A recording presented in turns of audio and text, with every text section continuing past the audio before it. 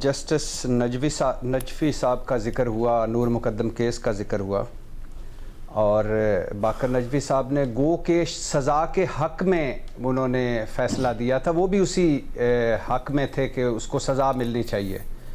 लेकिन उन्होंने बड़े दो अहम पॉइंट उठाए थे और मैं उनसे एग्री करता हूँ, उनसे इत्तफ़ाक़ करता हूँ जस्टिस नजफी साहब से, कि निकाह या शादी के बगैर लिविंग रिलेशनशिप में रहना ना हमारी मुआशरती कदर है और ना हमारा मज़हब इजाज़त देता है। और जज साहब को ये लिखना चाहिए था, क्योंकि और बहुत सारी हो सकता है नूर मुकद्दमे जो हैं वो और किसी के विक्टिम ना बन जाएं और ना आगे इस तरह की चीज़ जाए और ना आगे इस तरह की चीज़ फैले। और जो उन्होंने वो इजाफी नोट लिखा था मैं उसके हक में, और इसमें और भी बड़े पॉइंट्स उन्होंने उठाए थे, लेकिन फिर किसी दिन उन पे भी बात कर लेंगे। सर मेरा ख्याल है इसके ऊपर आज ही बात कर लेते हैं, उसके ऊपर आज बात आपने क्योंकि ये उठाया है पॉइंट, ये बात करने बड़ा जरूरी है, इसी वक्त क्लियर करना। और दूसरा इस बात एक कर सकती हो लीना प्लीज? अच्छा चलें, रीमा भट्टी साहब सुन लेते हैं, उसके बाद कि कहाँ पे साबित हुआ था कि लिव इन रिलेशनशिप था इस केस में, किस अदालत में ये साबित हुआ था कि लिव इन रिलेशनशिप था? क्योंकि मैंने सब जजमेंट्स पढ़ी हैं, ट्रायल कोर्ट की, हाई कोर्ट्स की, सुप्रीम कोर्ट की, कहीं पे ये साबित नहीं हुआ था कि लिव इन रिलेशनशिप थी। तो किस बेसिस पे आप और जस्टिस नजफी ने कहा कि लिव इन रिलेशनशिप की वजह से ये जुर्म हुआ? अगर आप चाहें लीना, सॉरी एक और चीज, या एक मिनट मेहमद प्लीज, एक सेकंड। हस्बैंड हमने यहाँ पर एक सेकंड प्लीज, मैं आई थिंक भट्टी साहब ने भी शुरू भी नहीं किया था, एक मिनट से जवाब ले लेते हैं, उसके बाद फिर इसको करते हैं, आपके पॉइंट को भी एड्रेस करते हैं। भट्टी साहब, निकाह में होने वालों ने भी मारा हुआ है। दूसरा मैडम शेख, ये कोई बात ना हुई मैडम शेख, ये तो कोई बात ना हुई कि अगर आपने एंड पे लेना था या एंड पे ले लेते, क्या इतनी जल्दी आ गई थी? प्रोग्राम को खत्म हो जाना था। मेरा पॉइंट ऑफ व्यू तो ले लेते, उसके बाद आप उस पे 100 मरतबा बोलते, मैं जवाब देता। एक second Reema, let me handle. Reema आपने अपना सवाल कर लिया, please let me handle it. Bhatti साहब, वो दरमियान में एक इंटरजेक्शन हो गई, आपसे सवाल पूछ लिया, अगर आप अभी जवाब देना चाहें अभी दे दे, बाद में कंप्लीट करके देना चाहें बाद में दे दे, प्लीज कंटिन्यू। जी मैं अच्छा मैडम शेख, जहाँ तक इस सवाल का ताल्लुक है, ये जो अभी बात हो रही है, मैंने ये केस फॉलो नहीं किया, ना मुझे इस केस के पस मंज़र का इल्म है, गांव महल्ला इलाका, खातून कौन है, कैसी है, मर्द कौन है, कैसा है, और दोनों का बैकग्राउंड क्या है। मगर मैं फ़ैसले के साथ जाऊंगा जो अक्सरीती फ़ैसला दिया है सुप्रीम कोर्ट ने। सुप्रीम कोर्ट का 3 रुकनी बेंच था, 2-1 से ये फ़ैसला आया है। जस्टिस शहजाद और जस्टिस नईम अख्तर अफ़गान का अक्सरीती फ़ैसला है, जस्टिस सलाउद्दीन ने इख्तलाफी नोट दिया है। अब पहला मेरा है कि क्यों चाहेंगे ये 2 जज साहबान मर्द को कम सज़ा देना? दूसरा, क्यों चाहेंगे ये रेप को जना में बदलना? क्यों? यहाँ एक दुख भी है कि 2015 की ये FIR है और आज 10 साल हो गए हैं, 10 साल बाद ये सुप्रीम कोर्ट पहुँची है। फिर इसमें उन्होंने कुछ पॉइंट्स उठाए हैं और ये इन पॉइंट्स को आप सिर्फ इस वजह से नज़रअंदाज नहीं कर सकते कि एक तरफ खातून है और एक तरफ मर्द है।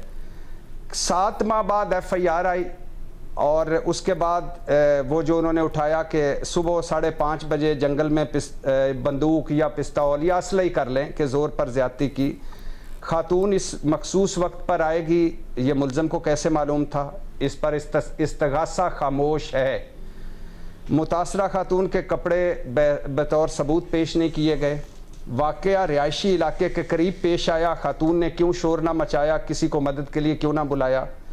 मेडिकल रिकॉर्ड में जिस्मानी तशद्दुद भी नहीं है, मज़ामत के कोई आसार भी नहीं है।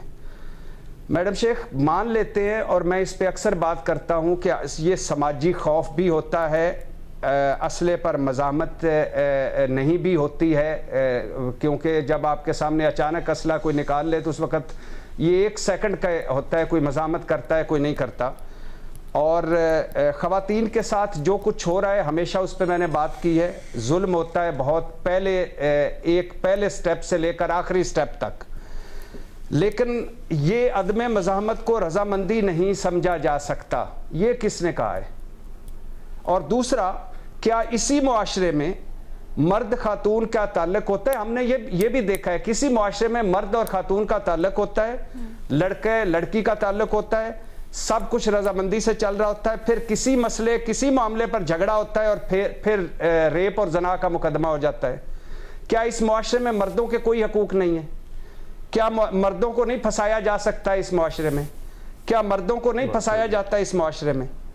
तो ये इसके दोनों एंगल्स देखने की ज़रूरत है। मैंने फिर एक मर्तबा कह रहा हूं कि चूंकि मैंने ये केस फॉलो नहीं किया, मुझे नहीं पता कि ये इसका पस मंज़र क्या है, लेकिन सुप्रीम कोर्ट के 3 में से 2 जज साहबान ने लिखा है और उन्होंने बड़े अहम पॉइंट्स उठाए हैं, तो मैं उनके साथ जाऊंगा। चलें, अब इसका जवाब ले लेते हैं। और आपने जो नजफी साहब की जजमेंट को जोड़ा इससे, उसका भी रीमा ने एक सवाल पूछा था। रीमा अगर दोहरा दे भट्टी साहब से, फिर जवाब पहले उसका लेते हैं। जी अलीना, क्योंकि उन्होंने देखें नहीं, मैंने ये नहीं कहा मैडम शेख, मैंने सुन लिया सवाल। एक सेकंड रीमा, सॉरी एक सेकंड रीमा जी, भट्टी साहब जवाब दे दें। मैंने सुन लिया सवाल, मैं रीमा साहबा का मैंने सवाल सुन लिया। मैंने ये नहीं कहा कि नूर मुकद्दम या जाहिर जो है वो लिविंग रिलेशनशिप में थे, जो भी थे मैं उस पर बात नहीं करना चाहता। मैंने कहा कि नजफी साहब ने ये एक बड़ा अहम नुक्ता उठाया और इस केस को लेकर, और उन्होंने कहा कि निकाह या शादी के बगैर लिविंग रिलेशनशिप में नहीं रहना चाहिए। हुआ ना यार। रीमा, अलीना तो रीमा कर ले बात तुम्हें। एक सेकंड मैमल, रीमा जी। अलीना, भट्टी साहब ने जिस डिसेंटिंग ओपिनियन का फैसला जिस जिक्र किया, उसमें ये लिखा था कि इस तरह के जुराइम, उन्होंने कहा कि वो लिव इन रिलेशनशिप थी। मैंने सवाल किया कि ये कहीं पे प्रूव नहीं हुआ कि वो लिव इन रिलेशनशिप थी, तो आप उसकी हमायत कैसे कर सकते हैं? ये मेरा सवाल है। अगर एक जज ने फैक्ट ही खुद से बना दिया है जो कहीं पे किसी कोर्ट में प्रूव नहीं हुआ, तो उसकी तो मजम्मत करनी चाहिए ना। एक शख्स है, खातून है, जिनका ब्रूटली मर्डर किया गया सेक्सुअल असॉल्ट के बाद, और आप उनके बारे में ये कह रहे हैं कि वो लिव इन रिलेशनशिप में थी, उसकी किसी प्रूफ के बगैर, तो क्या उसकी मजम्मत नहीं करनी चाहिए? होप भट्टी साहब उसकी मजम्मत करेंगे, क्योंकि ये जज साहब ने अपने डिसेंटिंग ओपिनियन अपने एडिशनल नोट में लिखा था, लेकिन ये कहीं प्रूव नहीं हुआ। दूसरा, अलीना, उन्होंने कहा कि इस तरह के जो जुराइम हैं ये इस तरह की रिलेशनशिप्स में होते हैं, लेकिन हम पाकिस्तान में देखते हैं घरों में, स्कूलों में, पब्लिक स्पेसेस में, कॉलेजेस में, हर जगह सेक्सुअल असॉल्ट होती है, मर्डर होता है, ख़वातीन के खिलाफ जुराइम होते हैं। तो अगर आप कहेंगे कि ये सिर्फ इस तरह की रिलेशनशिप्स की वजह से होता है, आपको ये कहाँ से आप इसका एविडेंस कहाँ है कि इस तरह की रिलेशनशिप्स जन्म देती हैं ऐसे जुराइम को? मैंने तो इस पे कोई रिसर्च नहीं देखी, बल्कि जिन ममालिक में इस तरह की रिलेशनशिप्स आम होती हैं उसमें कुछ कहीं पे ये प्रूव नहीं होता कि इन रिलेशनशिप्स में ज़्यादा जुराइम होते हैं। तो एक खातून जिनके खिलाफ एक हॉरिफिक क्राइम हुआ, आपने उनके बारे में अपने एडिशनल नोट में ये बातें कैसे लिखी जो प्रूव ही नहीं हुई थी कभी? ये मेरा सवाल है। सही, भट्टी साहब। मैडम शेख, दूसरे मुआशरे और हमारे मुआशरों में बहुत फ़र्क है। हमारे मुआशरे और दूसरे मुआशरों में हमारा एक मज़हब है, हमारा एक समाजी कदरें हैं, हमारा एक इखलाकी मुआशरा है। हम एक जो रेड लाइंस हैं वो अबूर नहीं कर सकते, पहली बात। दूसरी बात, मैं बहुत सारी चीज़ें हैं जो मुझे भी पता है इस हवाले से, जो बहुत सारी चीज़ें सामने आई हैं, मैं बात नहीं करना चाहता। नूर मुकद्दम के साथ जो कुछ हुआ वो जुल्म हुआ, और ऐसा किसी भी बेटी के साथ नहीं होना चाहिए। पहले दिन से कह रहा हूं, मैं उनके फैमिली और उनके साथ हूं, लेकिन बहुत सारी चीजें हैं वैसी सिंपलिफाई ऐसी आसानी से नहीं जैसे रीमा साहबा ने बताई हैं, ऐसी नहीं है। लेकिन मैं इस पर बात नहीं करना चाहता। सर माजरत के साथ don't even go there. Sir एक मिनट माजरत के साथ, सर हम यहाँ पर सिर्फ वो बात करेंगे जो कि अदालत के सामने आया, जो अदालत के सामने फैक्ट्स एंड फिगर्स आए। हम यहाँ पर कोई अपने पास से बात कर रहा हूँ, मैं कोई अपने तौर पे थोड़ी बात कर रहा हूँ। हाँ, तो एग्जैक्टली सर, फैसलों में ऐसी कोई बात नहीं आई, ऐसी फैसले में कहीं कोई बात नहीं आई। ये लिव इन रिलेशनशिप वाली एब्सोल्युटली बेसलेस और कहीं से अपना मफरूजा उठा के लिख दी गई थी, जिसके ऊपर हम पहले भी बात कर चुके हैं। सर यही तो हम बात कर रहे हैं ना कि ये सोसाइटी की सोच। नहीं, मुझे एक बताइए कि जज साहब को अचानक क्या ख्याल आया कि उन्होंने एक मफरूजा पेश कर दिया? मैं बताती हूँ क्यों, क्योंकि मैंने केस फॉलो किया है। क्योंकि जो इस केस में कॉन्विक्ट हैं जाहिर जाफर, उन्होंने अपनी गवाही में उन्होंने कहा था हमारी लिव इन रिलेशनशिप थी, वो खत्म हुई, ये उनका बयान था।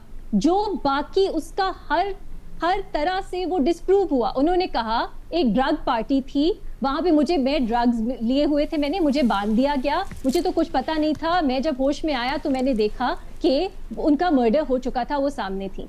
हर चीज डिस्प्रूव हुई। इसलिए जज साहब को ख्याल आया, क्योंकि उनके माइंड में प्रेजुडिस था, उन्होंने अज्यूम कर दिया कि यहाँ पे जो कॉन्विक्ट हैं उन्होंने सच बोला, जबकि उनके बयान की बाकी सब पहलू डिस्प्रूव हो चुके थे। किसी अदालत में लिव इन रिलेशनशिप प्रूव नहीं हुई, और इस शो पे हमें इस पे बात नहीं करनी चाहिए, क्योंकि हम सिर्फ प्रूवन फैक्ट्स की, जब हम जजमेंट्स की बात करते हैं वो प्रूवन फैक्ट्स पे बेस्ड होनी चाहिए। दूसरी चीज अलीना, देखिए आपकी जो भी हो सकती है, इस केस पे भी मॉरल राय आपकी जो भी हो सकती है, मेरा सवाल है कि अगर आप उसको जोड़ रहे हैं जुराइम से, उसके लिए आपको एविडेंस दिखाना चाहिए। ठीक है, आपकी ओपिनियन हो सकता है कि लोगों को इस तरह की रिलेशनशिप्स में नहीं होना चाहिए, ठीक है, ये आपका ओपिनियन है, मजहबी तौर पे आप जरूर गाइडेंस दें, लेकिन जब आप उसको जोड़ते हैं जुराइम से, वो आपको एविडेंस दिखाना होगा, क्योंकि जज एविडेंस के बगैर ये नहीं कह सकते कि इस तरह की रिलेशनशिप्स जुराइम जो है उन्हें जन्म देती है, जबकि हमारे सामने एविडेंस दिखाता है कि रिलेशनशिप का कोई ताल्लुक ही नहीं है जुराइम से। तो ये तो आप फिर प्रूव करें ना, ये ना कहें कि हमारा मजहब इजाजत नहीं देता, जरूर नहीं इजाजत देता, लेकिन जुराइम से जब आप जोड़ते हैं, आप एक मुख्तलिफ बात करते हैं।